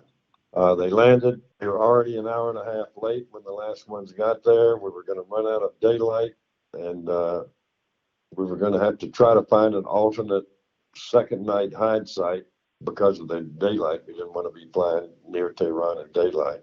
But then one of the 6 remaining helicopters developed engine trouble or rotor trouble or some chip light trouble and was unable to press on. So now we're down to 5 helicopters, incapable of taking the necessary number of people we need to go forward. We're running out of daylight, and we've already lost 3 of the 8 helicopters. So much to say that we wouldn't lose 1 or 2 more when they tried to leave the second hide site to pick up the assault force. The R-53 was notoriously bad about not wanting to start once you turned it off for the night. That's oversimplification. But I remember that on the operation schedule, the op sched, which is sort of a what-if list, contingency planning list, basically, but what ifs. And I remember on that key page of that, one of the what ifs was if fewer than 6 helicopters leave Desert One. It was the only word in all caps on that page of the outskin that said abort. So the decision had been made wisely before we even left for the operation that if we couldn't leave Desert One with 6 helicopters or more, that we should abort. So the decision was made to abort, and we were going to leave some pocket litter to try to indicate that it would have been Russians who had been there. Just anything to try to confuse the issue for the Iranians. And then we were going to head back to our intermediate staging base. The helicopter was going to go back to the Nimitz. The one remaining Helicopter was going to be burnt to shred with some thermite grenades and C4 that actually had a rucksack full of it, just for such a contingency. So as we were making the retrograde to the Nimitz and to our intermediate staging base, unfortunately, one of the helicopters that required more fuel in order to get back to the Nimitz, for whatever reason, I've heard various reasons from various people, but it crashed into one of the C-130s, killed 8 brave airmen, 3 Marines and 5 Air Force, and damn near engulfed the Delta guys who were aboard that aircraft in plane, but they all did manage to escape. Once that occurred, aircraft began running out of fuel. There was this huge fuel burn and helicopter burning madly, and it was going to burn for hours. We knew that. There were hundreds of gallons of jet fuel that were burning, and the great shame is that we had to leave the bodies of those brave airmen there, or the aircraft that were taking everybody else out were about to run out of fuel. In fact, a couple of them had to leave before we actually got everybody loaded in order to be able to make it back to the intermediate staging base. So in the end, we brought all the remaining air crews, the helicopters, put them aboard the MC-130s, and managed to get back to the intermediate staging base. The mission had failed. There's no two ways to put it. So on that, Bucky, on that mission failure, however, on the positive side, real quickly in wrap up, what came of that mission? What happened? The fortunate thing is the fortunate thing of this very unfortunate operation was the fact that it showed unquestionably that we needed standing joint forces capable of operating together to conduct this sort of operation.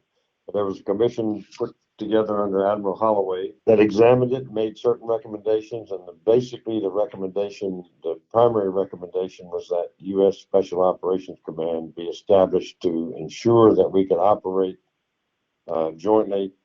And one of the most important things about U.S. Special Operations Command, the bill that established them, was the fact that they gave them their own major funding program, so that they no longer had to fight for money from an Air Force that wanted more bombers, or an Army that wanted more tanks, or a Navy that wanted submarines instead of SEALs.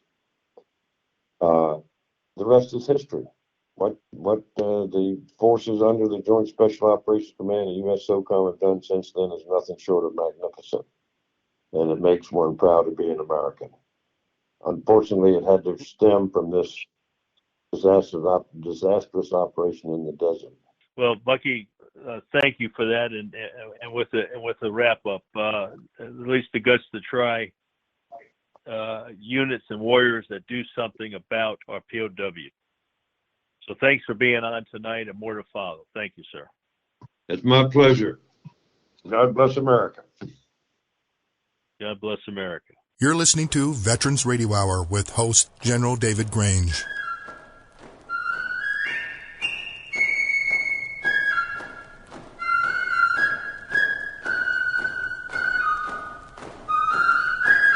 Stay tuned. We'll be right back. My father was the best truck driver I've ever known in my life. Like a family tradition. I'm a truck driver myself. I drove around the States with my cat. To be the truck driver, you not just only see where you go, you see the world in the larger perspective. This is a really good time to be in the trucking industry. The dispatchers get good loads for them. The equipment is very new, and then it's very reliable. At GTS Transportation, we make dreams come true by employing truck drivers, dispatchers, mechanics, and many other occupations. Consider joining our rapidly expanding team where we put quality, human dignity, and respect back into the workforce. Contact us by visiting our website at gtscarrier.com or call us at 847-754-4667. That number again, 847-754-4667. Dallas Corporation and Dallas Logistics, a proud supporter of the Veterans Broadcast Network for over 19 years. High-quality printing services and warehouse distribution has been our hallmark since 1985. serving Fortune 100 companies for over 35 years. Check us out at www.dallascorp.com. Here's your host, General Grange.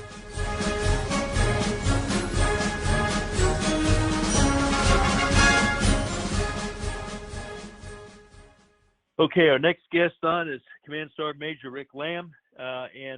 Rick, welcome back. This is your second show. You're becoming, you said last time you're on served on 5 different continents. Well, that's why you're on again. However, I want you to talk to us a little bit about Operation Eagle Claw. But before we do that, give us a quick background on who you are.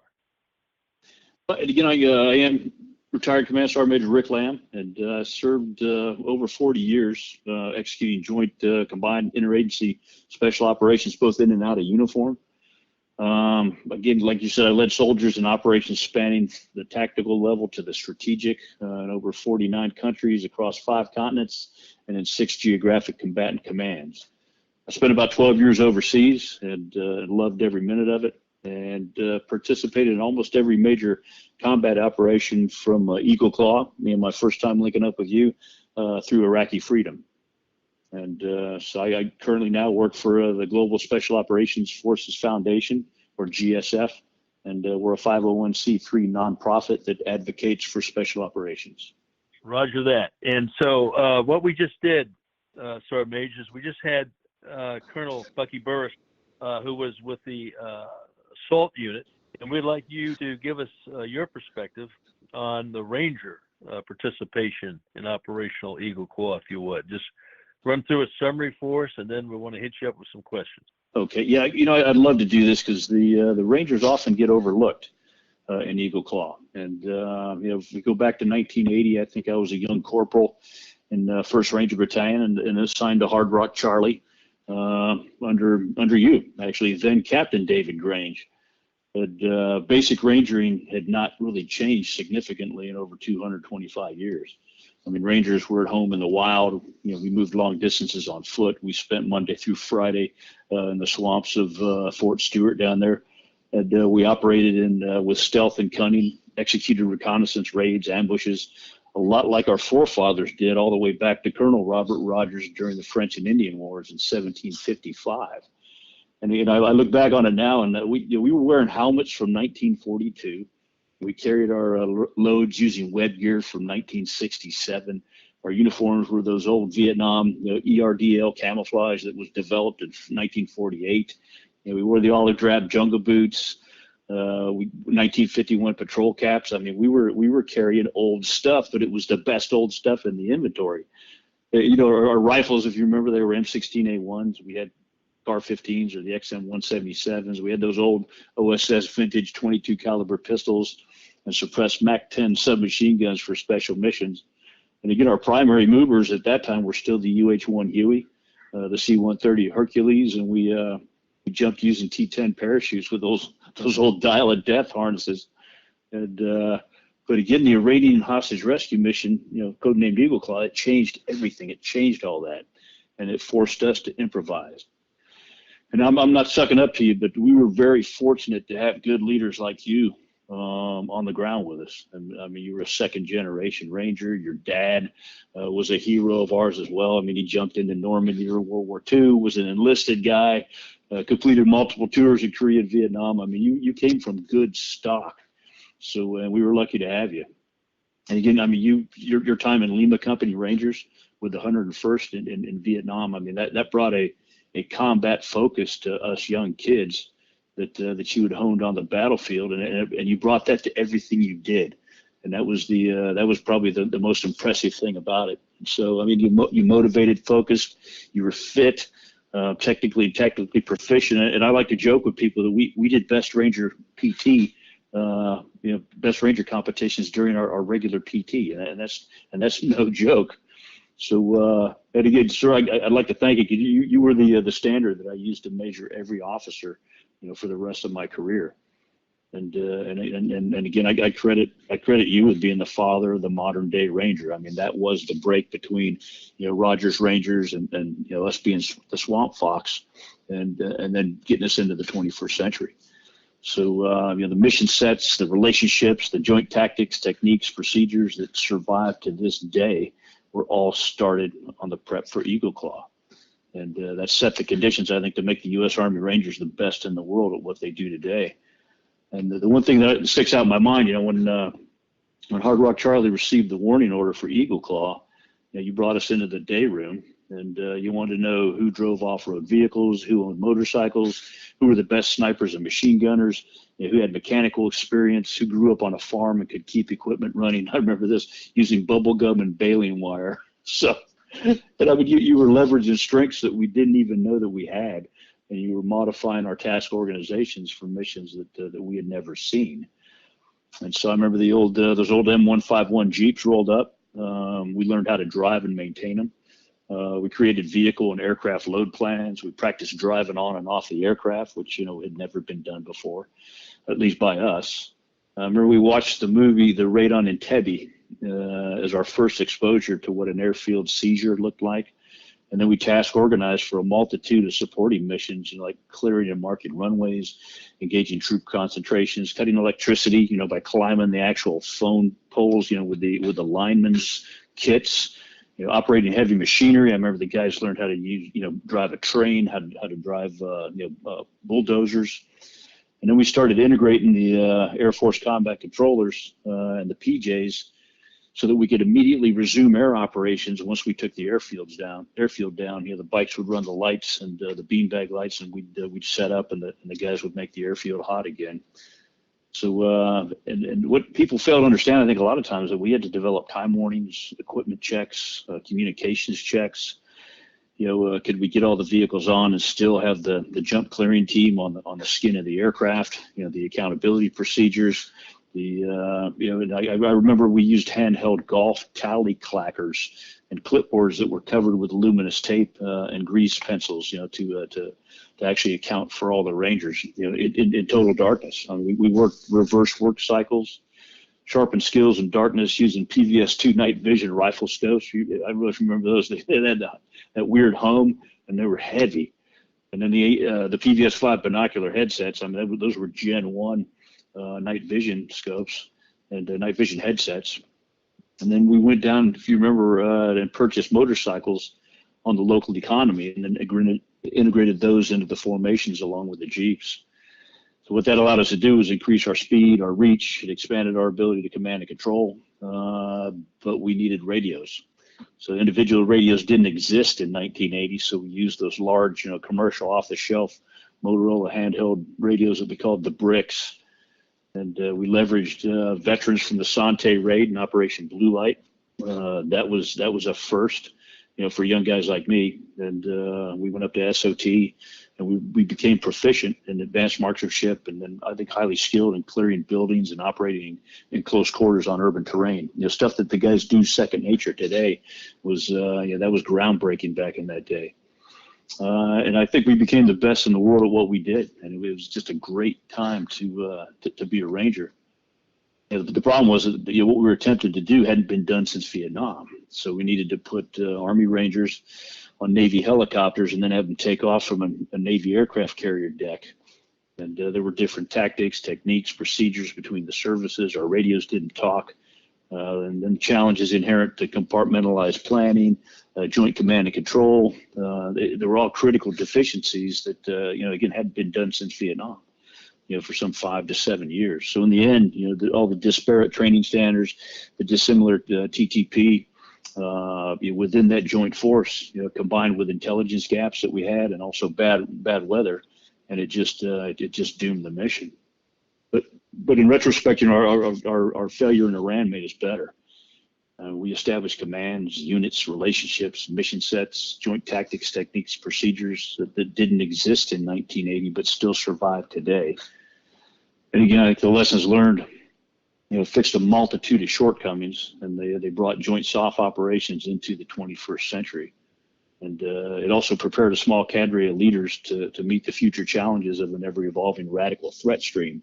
And so again, I think that we were also not only making TTP, but we were making leaders. I think it set us up for the next 20 years. So that, now 40 plus years after Eagle Claw, the soft formations. We're the envy. Our guys and gals are the envy of the world. I mean, they own the air, the land, the sea, and all the areas where they operate. So technology allows us to communicate at will, live stream video. We know precisely where our formations are on the digital map. We can rapidly project and resupply our forces. We can maintain untold amounts of guided ordnance on the other end of a radio handset. And we can evacuate our wounded within minutes of injury. So I guess the worry now is that we're again faced with change. We find ourselves in yet another pivotal moment in soft history as the global threats kind of evolve back towards big power competition, and adversarial relationships are now vaguely defined. We're ill-defined by like competition, confrontation, and conflict. And our ability to recognize and prepare for that changing environment, much like the guys in Hard Rock Charlie did, that's just going to be critical, or again, we risk tragic failure. Sergeant Major, a great rundown in a short period of time. Really appreciate that. One thing that sticks in my mind is because of operational security, we were pretty much left alone to figure out the TTPs, tactics, techniques, and procedures in order to do these different things we're asked to do. Because not only did we have to, accountability is so important, especially in night ops, because we don't want to leave anyone. With all our might, we have to make sure that doesn't happen to the best of our ability. And not only were we going to be responsible for our own troops, but also the hostages, the assault force, and then all the crew on the aircraft that we're going to extract the party after the rescue mission. And so how do you do that in blackout conditions with some of the antiquated equipment we have now? It wasn't antiquated if you were 50 years before, but it compared to today, it's amazing how the guys came up with ideas on how to do that rapid. It's unbelievable. Think about maintenance on the vehicles. It's not that the guys can't drive a Jeep. It's that how do you maintain it? Because those units, when they were told to send so many vehicles, so many radios, whatever, to us, they didn't give us their good stuff. They gave us everything that was broken. So we had to use the farm boys and others that knew how to fix stuff on tractors and forklifts and other equipment in order to make sure it worked, because we're putting those things on aircraft. And so there's hazards big time, because we started rolling off while they were still taxiing. These guys to put them together was amazing. Oh, true. And that was one of the things that sticks in my mind is I remember Guido. Guido was that guy loved that Jeep, and you didn't do anything to that Jeep without first going through him. And he was just a young private, and but that was his vehicle. And but yeah, and again, so I think that was the part of the men that were picked. Based on because a lot of the guys had trucks and Jeeps, a lot of the guys had motorcycles. Some drove them off road. So the ability to find and identify those cats and then task organize them was again critical. And you're right. I just remember the crosstalk that would go on in the chatter and the little groups of guys at the tailgate of each of the aircraft, counting and recounting and going by and counting ahead and touching each and every man just to make sure that you had everybody, because a lot of times sometimes you'd either get misoriented on the airfield, or the airfield would drop you at the leading edge, and then it would go to the trailing edge, and then it would spin around and get ready to take off. And so you'd have to do that 2-mile hump with all your equipment all the way down, and then find that aircraft that you need to get back on. And I remember one night, and I can't remember the kid's name, but I knew he wasn't supposed to be on our aircraft. But I said, "You're here now. We got you." And and we went ahead and took off, and then cross leveled in the air. But there was a short period of time where that whoever that aircraft commander was, who had him on the manifest, had to be shitting razor blades, because he didn't have his guy. But we were able to through the communications that we did have, going through the pilot, the Motorola's to the pilots, the pilot back to the Motorola, we were able to get that done. I don't know how we did it without leaving leaving people. Yeah, that was quite amazing. I mean, those Jeeps came off aircraft. They had an ACL of 9 packs, as I recall, and I don't know how many machine guns on it. It reminded me of SAS in North Africa, the pictures you see, yes. Or Patty Main, the 2IC, the Desert Rats, all those guys, man, those Jeeps were loaded down to the max. Those old Willys Jeeps, amazing. Let me ask you a question real quick, Sergeant. We had to make sure that if there was an aircraft stuck on a runway because of enemy fire or maintenance, and we didn't have any major handling equipment, how many Rangers did it take to push the Air C-130 off the airstrip? You could do it with as little as a squad or as much as a platoon. You could do it faster with a platoon, but that's why I joke and say, we did best Ranger competitions for PT. I can remember days where we'd show up in formation, fluff and buff, uniform with load carrying equipment and a rifle. And that B team, you worked those guys like that was legalized slavery. But we'd have 40-pound shape charge boxes, Bangalore torpedo boxes full of sand, laws, rations, 5-gallon water cans, and a stretcher. And you'd give us a few minutes to task organize within the platoon, and then we would start either on a 9-mile or a 13-mile run around movement around Hunter Army Airfield. And about every 2 or 3 miles, there would be some type of stakes, whether it was rig a bridge for explosive, push, start a deuce and a half. And I remember what you're talking about. That day was push this C-130 off the the apron. And again, they're on a tripod, so if you get enough guys up there and get it rocking, you can actually get that thing moving. And what was scaring us is how could we get it to stop? Yeah, that was amazing.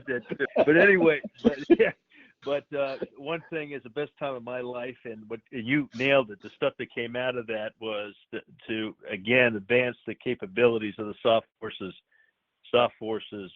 going forward, and the idea again. Think about the assault force, the number of people that Colonel Burruss said going into that to get ready to take down that embassy, to rescue those hostages, and fight their way out, helicopter at a time, in the stadium next door to the embassy. Then at our airfield, 2 armored divisions across the highway, and we had about 150 HUAs holding that airfield to extract everybody out. And still the mission was launched. But for a bit of bad luck, we damn near pulled that off. That's true. Yeah, sure did. Hey, Sergeant Major, we're going to wrap up. We got some other stuff on the show we got to get to. Again, thank you so much for coming on. And we'll get with you again. It's always a pleasure, Sergeant Major. Thank you. The other night I went to a dinner with 6-star TB, and they asked me, what was the best thing you ever did? And it was easy. It was Eagle Claw. That was the best and the most significant probably contribution that in my 40 years. So I appreciate the opportunity. Right. All right, my friend. Thank you so much again. All right. Take care. Have a good evening, sir. Out. We'll be right back.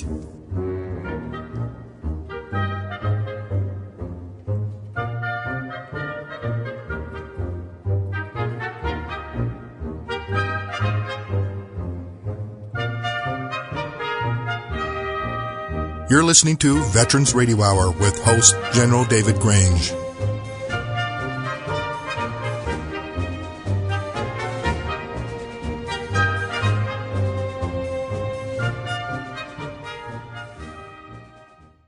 My father was the best truck driver I've ever known in my life. Like a family tradition. I'm a truck driver myself. I drove around the States with my cat. To be the truck driver, you not just only see where you go, you see the world in the larger perspective. This is a really good time to be in the trucking industry. The dispatchers get good loads for them. The equipment is very new, and then it's very reliable. At GTS Transportation, we make dreams come true by employing truck drivers, dispatchers, mechanics, and many other occupations. Consider joining our rapidly expanding team where we put quality, human dignity, and respect back into the workforce. Contact us by visiting our website at gtscarrier.com or call us at 847-754-4667. That number again, 847-754-4667. Dallas Corporation and Dallas Logistics, a proud supporter of the Veterans Broadcast Network for over 19 years. High-quality printing services and warehouse distribution has been our hallmark since 1985, serving Fortune 100 companies for over 35 years. Check us out at www.dallascorp.com. Here's your host, General Grange.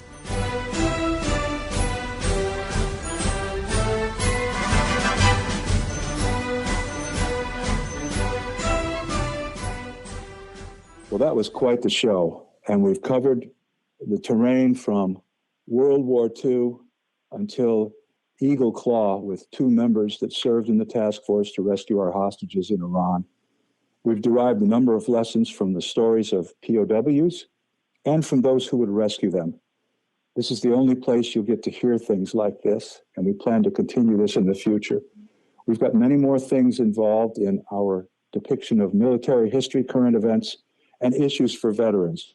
Here on the Veterans Broadcast Network, on this show, Veterans Radio Hour 2.0, hosted by Brigadier General retired David Grange. Thank you, Ranger Doug, Ranger Buddy, appreciate it. I just want everyone to know the next show, we're going to continue with our POW MIA subject, and we're going to include things like some other hostage rescue operations, SEER training, and transition from active duty as a POW to civilian life. 2 other quick points.